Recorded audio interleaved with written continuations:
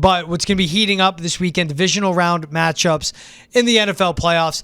Commanders-Lions, this one is going to be exciting. So if you look at Chiefs-Texans, the total there is around 41. This one is 56. So it shows you how high scoring this game is expected to be. It's Jayden Daniels, Jared Goff in Detroit. So two great offenses, explosive offenses, two really good quarterbacks on turf, indoors, controlled environment.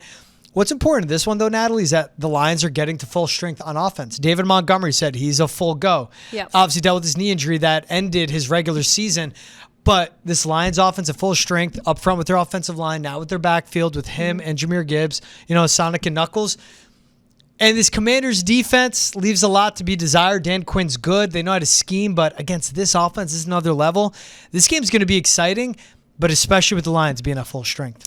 And to take that even further, being full strength, they're coming off a bye week too. So they're coming in feeling pretty good, rested recovered. Prepared. Yeah, and they've had a couple of weeks now to prepare for the Commanders. And, they've got quite a slippery quarterback, I'll call him. I like the word slippery. He's mobile. He moves around. And when he's targeted, I think his completion rate dips down to like maybe 50%, half that. So, they've probably really worked on their defense and how they're planning. I mean, they like to play man-to-man quite a bit. But, they're going to have the element of surprise. I think that's going to work to their favor here, and that's something they'll have to take advantage of against Commanders. I think when it comes to how Jayden Daniels plays, he's been clutch. He obviously shows that he can just rise to the occasion. He's been so impressive.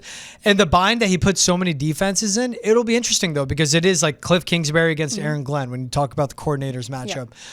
With this Lions defense, yes, it's a banged-up defensive line, but at least the second level with their linebackers are still healthy. And in the secondary, they can match up with like a Terry McLaurin. They can match up with the run game. But what the Lions do so well, and it's what the offense does for them, is this is a team that's top 5 in every major category, as explosive as can be. They control the clock. They suffocate you. They just kick your butt up and down the field. And with that helps out their defense, how banged up they are, because when they control the game and when they make the score out of hand, that's what takes away some of the Commanders' game plan. And as great as Jayden Daniels has been, like that Tampa Bay all-around situation, like the defense is banged up, and that was a close game. Todd Bowles as a head coach, game management was questionable. Like, he left points on the board, and it could have been the Buccaneers in this round. Jayden Daniels is really good, but you need more than Jayden Daniels to just keep up with this Lions team alone. Yeah, and you talk about them just being top 5 in general. They're, first of all, 2 top 5 scoring offenses, but also the Lions allow the 7th fewest points in the league. You talk about the banged up, defensive line. It seems that they've found a way to make it work, in that case. It's been, acquisitions at the trade deadline, like a Zadarius Smith, even with like a Lee McNeely, Aiden Hutchinson going down, and that's like to the scheme. And again, I think it's a lot of when they've had guys step up in certain spots, it's still a deeper defensive line, and you need depth if you're any successful NFL team. Yeah. It's just been like finding ways to get by is kind of how Detroit has gone. And but certainly helps, though, is like you mentioned it, the bye they have, get healthier, get more rested. But you look at what their season has ended with, like the 31-9 win over Minnesota. For them to seal that one seed in the NFC is huge. It was bringing pressure. It was getting creative with their blitzes, keeping Sam Darnold out of sorts. That's what I'm interested in, what they bring for Jayden Daniels. Because a guy that's, as you said, a lot slippery, a lot more elusive, really dynamic and explosive. You blitz, you have one missed assignment, he's breaking for 50 yards.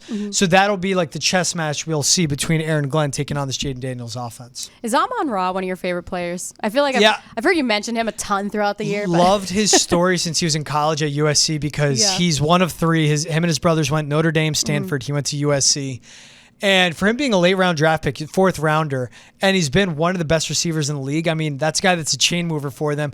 And the Commanders have a good corner, Marshawn Lattimore, but after he was just picked on by Mike Evans, that's the same thing. Now, if you get to what Ben Johnson will do, like when they have Amon-Ra, Jameson Williams, Sam Laporta, they have so many ways to hurt him in the passing game that they can just continue to pick on mismatches, and that's where the high IQ and the depth for Detroit pays off in this one. But Amon-Ra, one of the best receivers in the game.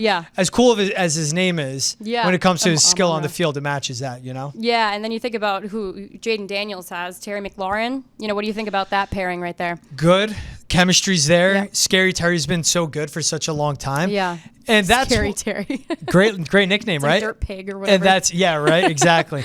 Well, and that's what I'm interested with is how they do. He had big time catches in the last round for the Buccaneers, and even Jayden Jayden Daniels, again, on like the game-winning drive that they needed, completed all 3 passes, scrambled for another first down as well. So it's been the clutch between the two. The secondary for Detroit always concerns me, but it's what they do, and that's where it comes into the scheme, where if Jayden Daniels and Terry McLaurin beat you, that's fine. It's just those two alone, can they put up the points to keep up with the Lions offense? Now, we've seen them drop 30. We've seen them drop 40 in previous games, but those are with different teams. Like, that's a Falcons team that struggles to move the ball. That's a Titans team that's bad.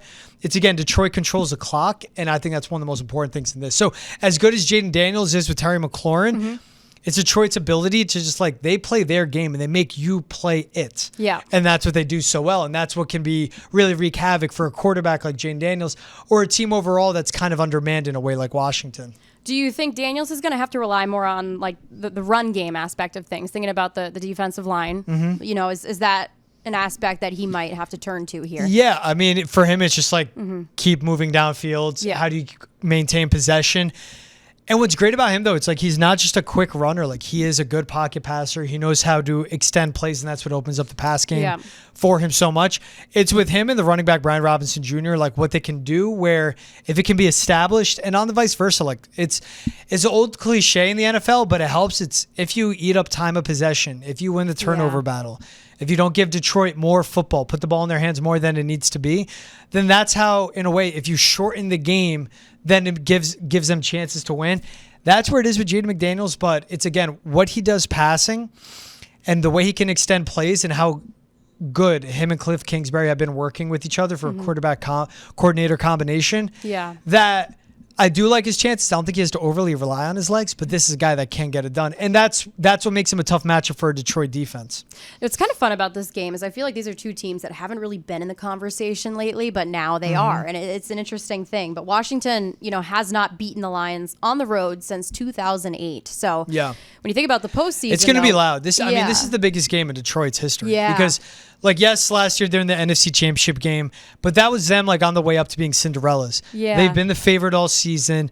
This is the biggest game because this is the postseason for them. Like, this is their window right now. They're as good as they'll ever be in theory. And then with Washington, like you say it on the flip side, like, I thought they'd finish last in the division. Yeah. Maybe third. But to be in the playoffs, let alone in the divisional round, for Jayden Daniels to be this good right away, they are a team that was so undersold, flew so under the radar by so many people, so underestimated. To be in this spot is what's huge for them. And it's Jayden Daniels. That's a guy that's a 5-year college player, is experienced. He came in, is a number 2 overall pick. So there's those expectations. But for Washington to have the success it's having right now, that's what people didn't expect. It was funny because I went to the Commanders' last preseason game of this season, actually, against the Patriots. And I think that's when Drake May went in, lost his shoe or something. Something crazy happened during that game. But back then, it was people were kind of like, oh, are the Commanders actually going to be good this season? We don't know because I don't even remember the score of that game. But preseason. Commanders fans too are insane, by the way. Really? I would almost kind of like maybe not. Maybe people from Philly would actually knock on me for this, but I feel like it's kind of the equivalent. Like they get super into it. It's like a really fun crowd. I don't know. I think it's going to be a cool fan base. I think Philly would back off there. They're not fun. They're a-holes. Where if Commanders are fun, then they'll take it. I mean, maybe they are Philly's a-holes, a special but breed. Philly is a special breed. Yeah, no, but the Commander fan base, it's fun. And now they have something to cheer for, too, which I'm kind of happy for them in that regard. But I'm just excited to see this game being in Detroit on the turf indoors. Like, so much can come from that.